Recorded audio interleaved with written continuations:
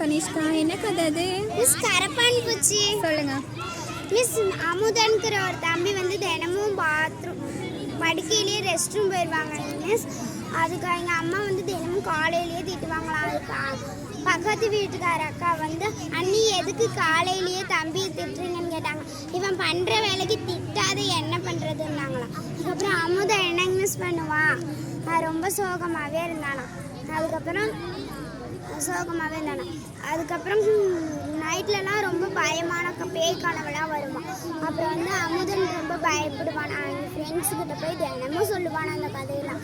அப்புறம் அவங்க கதை ரொம்ப லென்த்தாக போகுமாங்க. அந்த கதையெல்லாம் கேட்டு ஃப்ரெண்ட்ஸ் அவனோட பயத்தை எப்படியாவது போகணும்னு யோசிச்சாங்களாம்.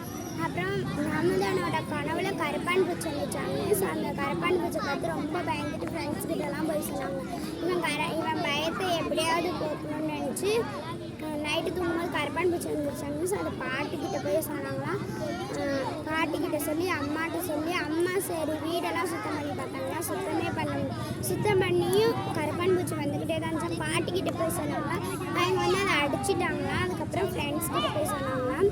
ஃப்ரெண்ட்ஸ் வந்து ரோஸுங்கிற ஒரு பாப்பா வந்து இவன்கிட்ட ஒரு கதை புக்கு கொடுத்து இதில் ஃபுல்லாக பாட்டு தான் இருக்கும், இதை பாரு, பாட்டு பிக்சர்ஸ் தான் இருக்கும், இதை பாரு உனக்கு எல்லா பயமும் போயிடும்னு சொல்லுவாங்க.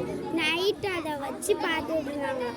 அப்போ வந்து அந்த படிக்க அவனோட பயமும் கொஞ்சம் கொஞ்சமாக போயிடுச்சாங்க. அதுக்கப்புறம் ரொம்ப ஹாப்பியாக ஃபீல் பண்ணாங்க.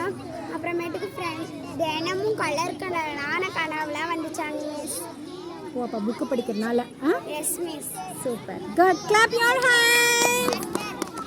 சூப்பர் கனிஷ்கா. Thank you miss.